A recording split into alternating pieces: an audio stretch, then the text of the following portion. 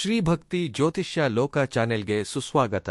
ಕುಂಭ ರಾಶಿಯವರಿಗೆ ಜುಲೈ 28, 29, 30, 31 ದಿನಾಂಕಗಳಿಗೆ ಸಂಬಂಧಿಸಿದ ಈ ವಿಶೇಷ ವಿಶ್ಲೇಷಣೆಯಲ್ಲಿ ನಿಮಗೆ ಎದುರಾಗುವ ಸನ್ನಿವೇಶಗಳು ನಿಮ್ಮ ಶ್ರಮಕ್ಕೆ ಸಿಗಬಹುದು ಎಂದು ಭಾವಿಸುವ ಗುರುತಿಸುವಿಕೆ ಹಾಗೂ ಈ 4 ದಿನಗಳಲ್ಲಿ ನೀವು ಹೇಗೆ ಆತ್ಮವಿಶ್ವಾಸದಿಂದ ಮುನ್ನಡೆಯಬೇಕು ಎಂಬುದನ್ನು ತಿಳಿದುಕೊಳ್ಳೋಣ. ಕುಂಭ ರಾಶಿಯವರಿಗೆ ಸಾಮಾನ್ಯವಾಗಿ ಒಂದು ವಿಶೇಷವಾದ ಗುಣವಿರುತ್ತದೆ. ನೀವು ಮಾಡುವ ಕೆಲಸಕ್ಕೆ ತಕ್ಷಣವೇ ಪ್ರಶಂಸೆಗಳು ಬರದಿದ್ದರೂ ನಿಮ್ಮ ಪ್ರಯತ್ನವನ್ನು ಮಾತ್ರ ಎಂದಿಗೂ ಕಡಿಮೆ ಮಾಡುವುದಿಲ್ಲ. ಬಹಳಷ್ಟು ಜನರು ಮಧ್ಯದಲ್ಲೇ ನಿಂತುಬಿಡುತ್ತಾರೆ, ಆದರೆ ನೀವು ಮಾತ್ರ ನಿಶ್ಶಬ್ದವಾಗಿ ಮುನ್ನಡೆಯುತ್ತೀರಿ. ಅದಕ್ಕೆ ಬಹಳಷ್ಟು ಸಂದರ್ಭಗಳಲ್ಲಿ ನಿಮ್ಮ ಗೆಲುವಿಗೆ ವಿಳಂಬವಾದಂತೆ ಅನಿಸಿದರೂ ಅದು ವ್ಯರ್ಥವಾಗುವುದಿಲ್ಲ ಎಂಬ ವಿಷಯವನ್ನು ಈ 4 ದಿನಗಳು ನಿಮಗೆ ನೆನಪಿಸುವ ಸನ್ನಿವೇಶಗಳು ಎದುರಾಗುವ ಸಾಧ್ಯತೆಯಿದೆ.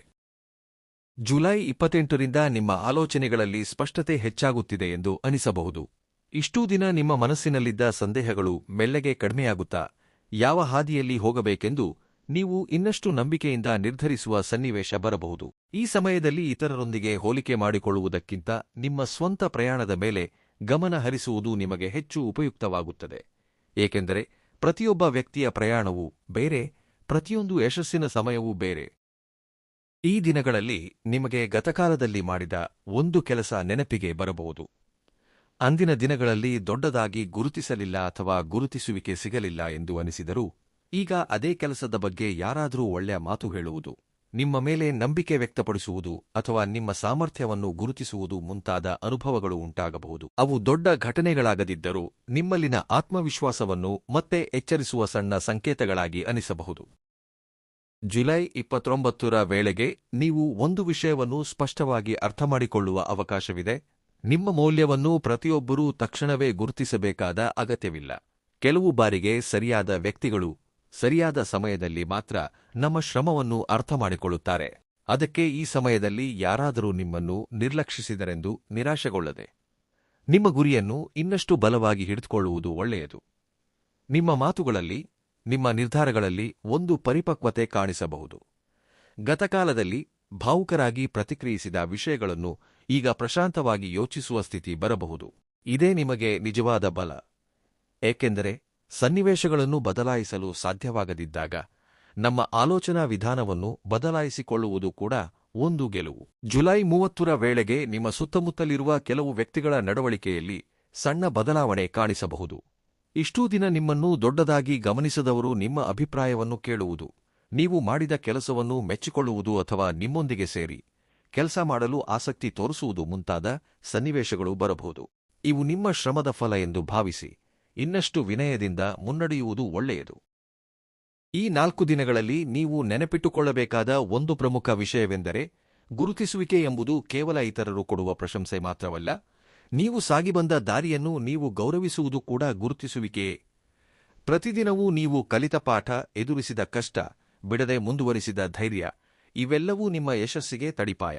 ಈ ಸಮಯದಲ್ಲಿ ಹೊಸ ಅವಕಾಶಗಳು ಬಂದಾಗ ಭಯಪಡದೆ ಮುನ್ನಡೆಯಲು ಪ್ರಯತ್ನಿಸಿ. ನನ್ನಿಂದ ಸಾಧ್ಯವೇ ಎಂಬ ಸಂದೇಹಕ್ಕಿಂತ ಒಮ್ಮೆ ಪ್ರಯತ್ನಿಸಿದರೆ ಏನಾಗುತ್ತದೆ ಎಂಬ ಆಲೋಚನೆ ನಿಮಗೆ ಹೊಸ ಮಾರ್ಗಗಳನ್ನು ತೆರೆಯಬಹುದು. ಕೆಲವು ಬಾರಿಗೆ ಒಂದು ಸಣ್ಣ ಅವಕಾಶ ಜೀವನದಲ್ಲಿ ದೊಡ್ಡ ಬದಲಾವಣೆಗೆ ಕಾರಣವಾಗುತ್ತದೆ.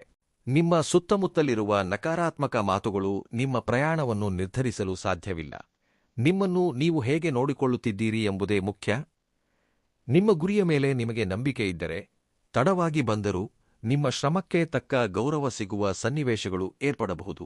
ಈ 4 ದಿನಗಳು ಅಂತಹ ಆಸೆಯನ್ನು ಬಲಪಡಿಸುವ ಕಾಲವಾಗಿ ಬದಲಾಗಬಹುದು. ಅದಕ್ಕೆ ಈ ದಿನಗಳಲ್ಲಿ ಅವಸರಪಟ್ಟು ನಿರ್ಧಾರಗಳನ್ನು ತೆಗೆದುಕೊಳ್ಳಬೇಡಿ. ನಿಮ್ಮ ಕೆಲಸವನ್ನು ಬದ್ಧತೆಯಿಂದ ಮುಂದುವರಿಸಿ. ಯಾರೋ ಗುರುತಿಸುತ್ತಾರೆಂಬ ಆಸೆಯಿಂದ ಅಲ್ಲ, ನಿಮ್ಮ ಮೌಲ್ಯ ನಿಮಗೆ ಗೊತ್ತು ಎಂಬ ಆತ್ಮವಿಶ್ವಾಸದಿಂದ ಮುನ್ನಡೆಯಿರಿ. ಅದೇ ನಿಮ್ಮನ್ನು ಇನ್ನಷ್ಟು ಬಲವಾಗಿ ನಿಲ್ಲಿಸುತ್ತದೆ. ಈ ಪ್ರಯಾಣದಲ್ಲಿ ಕಾಣಿಸುವ ಸಣ್ಣ ಸಣ್ಣ ಧನಾತ್ಮಕ ಸಂಕೇತಗಳು ನಿಮ್ಮಲ್ಲಿ ಹೊಸ ಉತ್ಸಾಹವನ್ನು ತುಂಬಬಹುದು.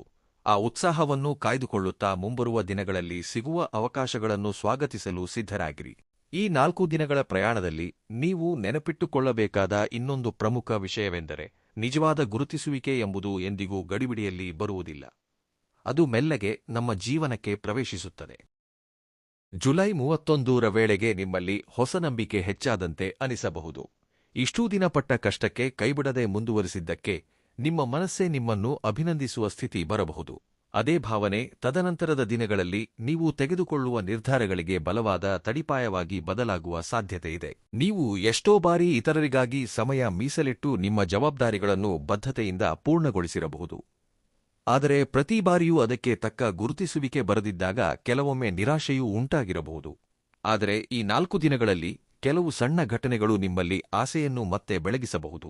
ಯಾರೋ ಒಬ್ಬರು ನಿಮ್ಮ ಬಗ್ಗೆ ಒಳ್ಳೆಯ ಮಾತುಗಳನ್ನು ಹೇಳುವುದು, ನೀವು ಮಾಡಿದ ಕೆಲಸವನ್ನು ಪ್ರಶಂಸಿಸುವುದು ಅಥವಾ ನಿಮ್ಮ ಸಲಹೆಗಳನ್ನು ಗೌರವಿಸುವುದು ಮುಂತಾದ ಸಂದರ್ಭಗಳು ಎದುರಾಗಬಹುದು. ಅವು ಸಣ್ಣದಾಗಿ ಕಂಡರೂ ನಿಮ್ಮಲ್ಲಿನ ಆತ್ಮವಿಶ್ವಾಸವನ್ನು ಇನ್ನಷ್ಟು ಬಲಪಡಿಸಬಲ್ಲವು.